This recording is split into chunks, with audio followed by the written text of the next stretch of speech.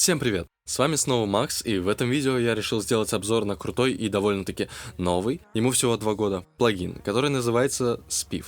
Да, я уже делал обзор на один плагин, который выпустила та же компания OX Sound, он назывался SUF 2. Боже, какие странные названия у них. А теперь рассмотрим другой их продукт. Spiff представляет из себя простой, но в то же время достаточно серьезный инструмент обработки транзиентов, то есть атак. Как уверяют разработчики, Spiff призван удалять ненужные призвуки в аудиозаписях, оказывая минимальное влияние на полезный сигнал. Если ваши хэты, бочки или любой другой инструмент, у которого есть выразительная атака, звучат не так выразительно, то Spiff скорее всего исправит ситуацию. Также Spiff может резать неприятные и резкие моменты, например, грязные щелчки клавиш, пианино или причмокивание вокалиста. Кстати, не забудьте подписаться на канал и поставить лайк этому ролику, ведь это мотивирует меня записывать больше контента. Заранее благодарю. Итак, сам плагин выглядит следующим образом. В левой части мы видим крутилки, кнопки и цифры. Это основная панель настроек работы плагина. В окне справа что-то вроде эквалайзера, только эти кривые определяют, в какой области частот будет работать плагин. Но по порядку.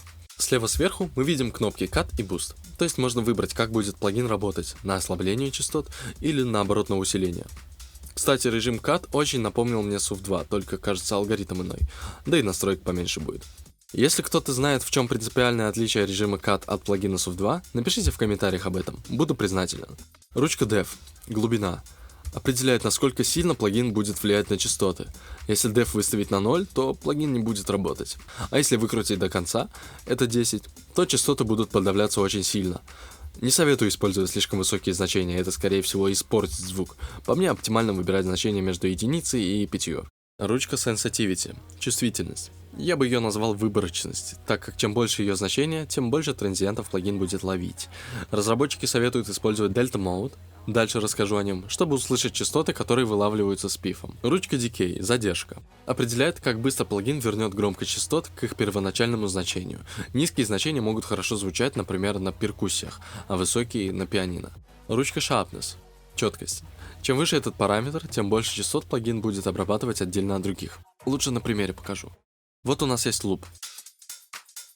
И теперь покручу ручку Sharpness. Обратите внимание, как меняется форма волны на графике. Она становится более четкой.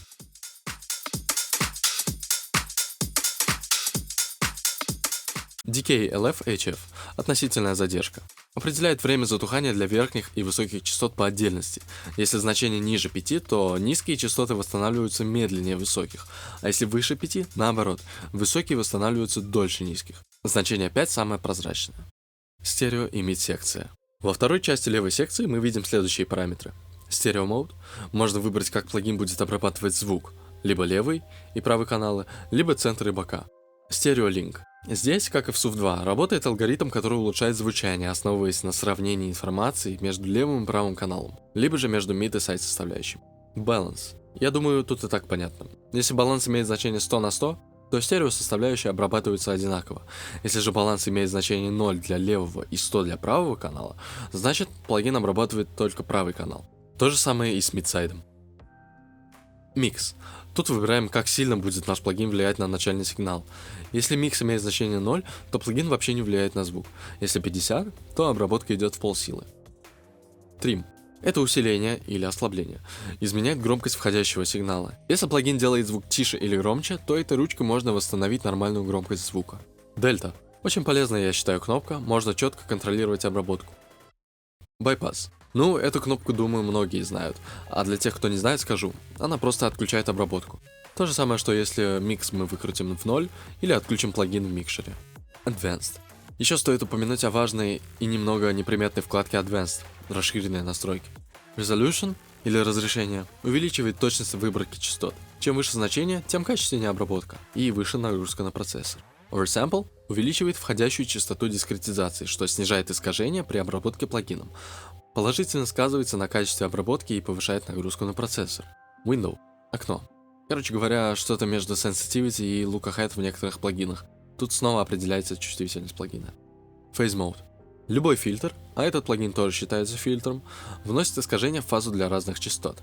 Чтобы искажений не было, надо выравнивать, грубо говоря, фазы для каждой частоты. Вот для этого эта настройка нужна. Кстати, она вносит задержку в звук, будьте аккуратны. Подробнее про фазовые искажения расскажу в другом видео. Хорошо, с левой частью разобрались. Теперь переходим в правую. Здесь у нас что-то типа эквалайзера, но только он задает области обработки. Например, здесь сейчас мы видим, что плагин обрабатывает почти все частоты без исключений. А если сделать вот так, то обрабатываться будут только верхние частоты, другие затрагиваться не будут. Также эти ручки можно поднимать вверх-вниз, это будет означать, что в данной области плагин будет обрабатывать звук сильнее или слабее. Если нажать на любой источник, снизу можно будет увидеть ее характеристики.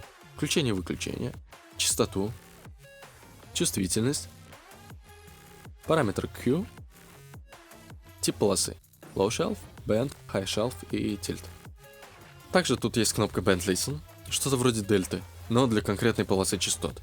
Очень полезно при настройке полос. И, наконец, не самые важные параметры, но они тут есть.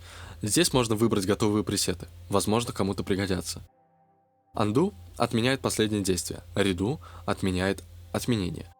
А и Б — это, так сказать, два слоя обработки, между которыми можно переключаться. Вместо того, чтобы вешать два плагина на один трек в микшере, можно воспользоваться А и Б. А в Б. Копирует настройки из А в Б. Вопросительный знак. Тут вот всякие кнопочки. В Shotcut, кстати, очень полезные горячие клавиши, советую использовать, очень ускоряет работу. Например, если зажать Alt и начать двигать точку, то автоматически будет включен режим Band Listen. Если отпустить Alt, то этот режим выключится. Ну и панель настроек. Тут можно отключить обработку OpenGL, может решить проблемы с отображением или просто снизить нагрузку на видеокарту. Особенно полезно, если у вас нет видеокарты и вы пользуетесь встроенным графическим ядром. Disable Tooltip. Отключить подсказки, всплывающие при работе плагина. Эти подсказки возникают при наведении мыши на какие-либо параметры. Auto Band Listen. Изолирует полосу частот, когда вы двигаете точку на графике.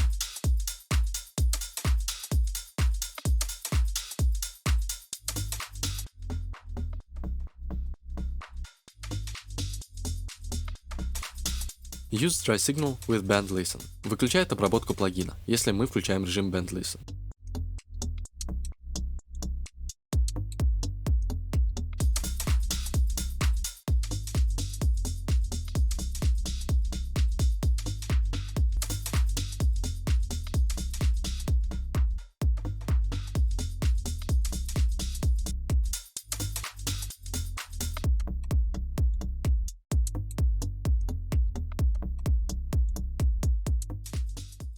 Ну и кнопочка Resize плагина. Очень полезна для тех, у кого 4К или даже 8К дисплеи, и плагин отображается очень мелким.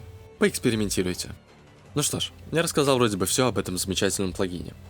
Не забывайте ставить лайки, подписываться на канал и рассказывать знакомым о моих видео. Это очень важно для развития канала. Если что-то упустил, напишите об этом, пожалуйста, в комментариях. Ссылку на полный мануал оставлю в описании к видео. Прочитайте, кому интересно. Также был бы признателен финансовой поддержке. Реквизиты указываю в описании к видео. Спасибо.